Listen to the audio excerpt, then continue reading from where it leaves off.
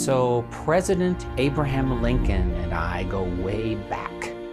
My great-grandmother, Nana Ritter, gave me a book about his life when I was probably 4 years old.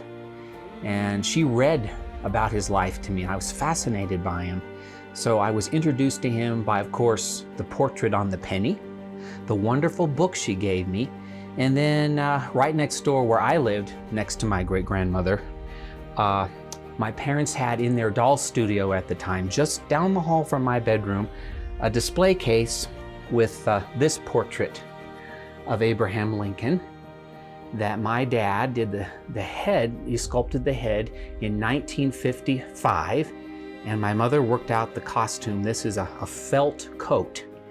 Now they did this at the request of my dad's mother, Nana Sue, who lived in Columbia, Missouri, and they were having a special President's Day celebration there.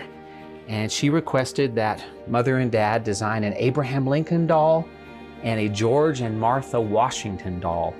So they worked very hard. My mother was expecting my sister Gretchen at the time, and right close to the time of delivery, she was trying to finish up George and Martha Washington and Abraham Lincoln, and they were mailed to Columbia, Missouri.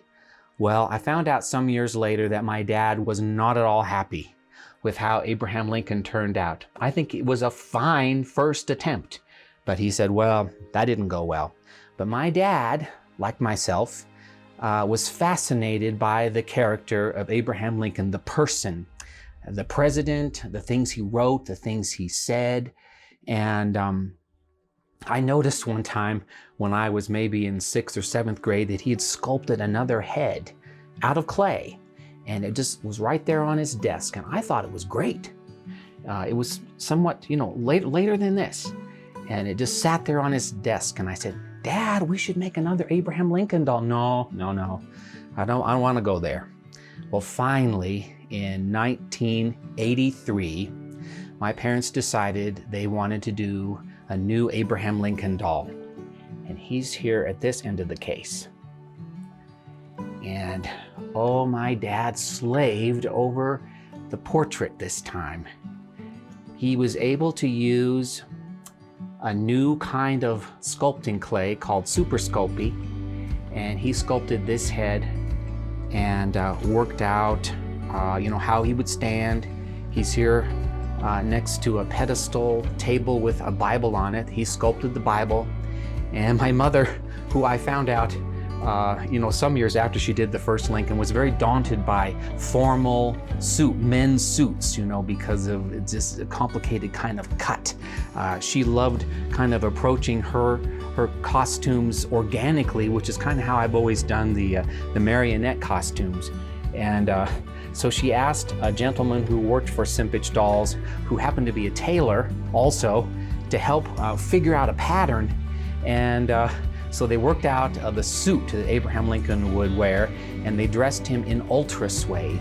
And the reason they did that, there didn't have to be any hems.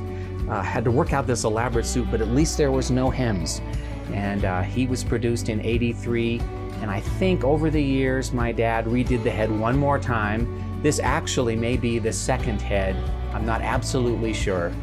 He was given the privilege of actually looking at a life mask that was made of Lincoln during the latter part of his life.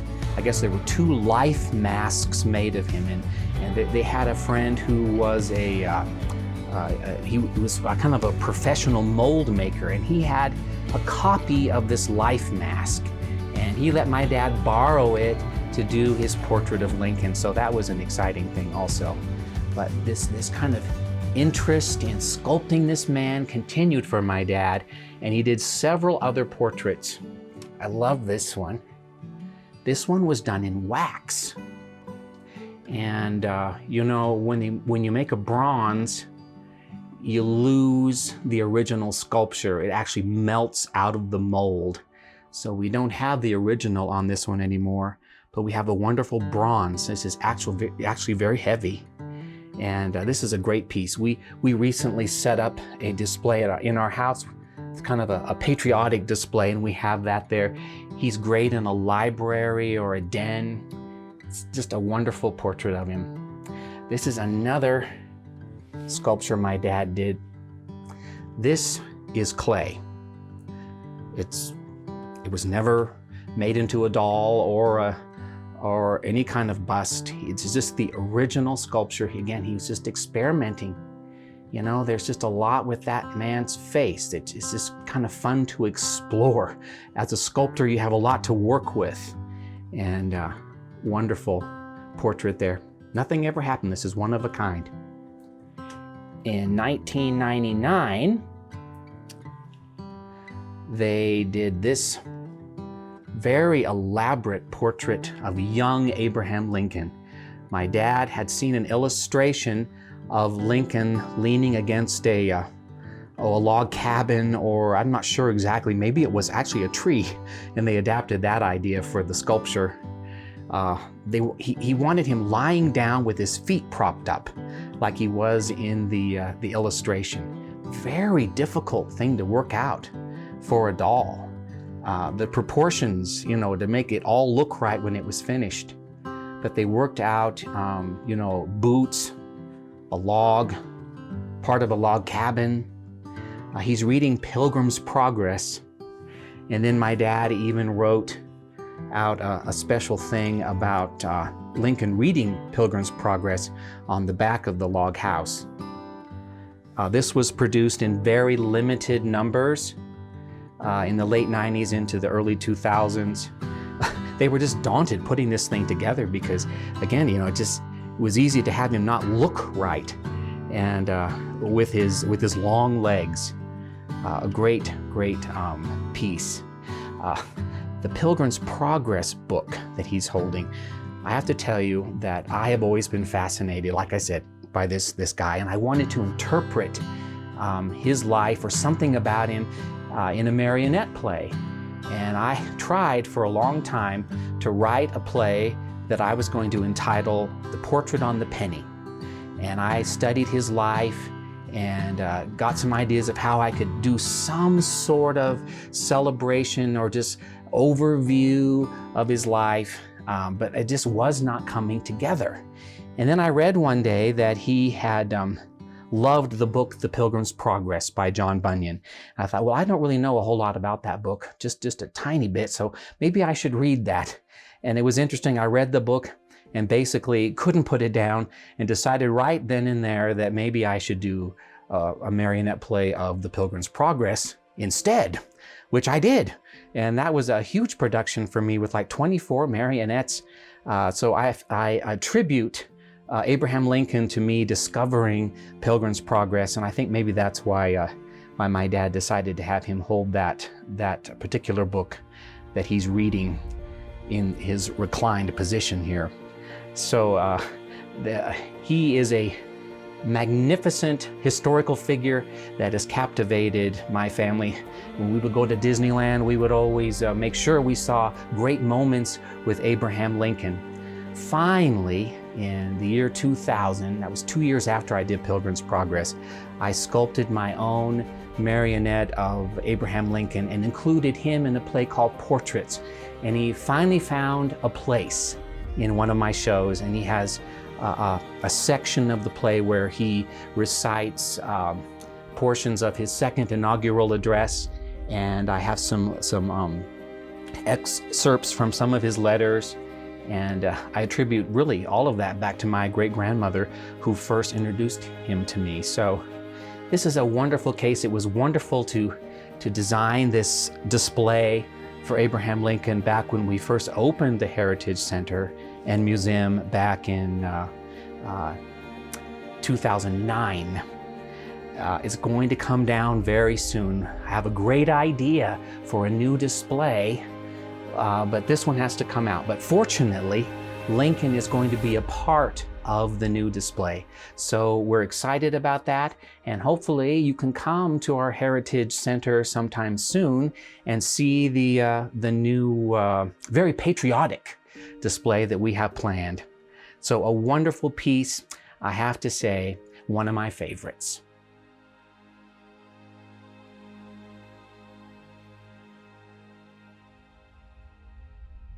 March 4th, 1865.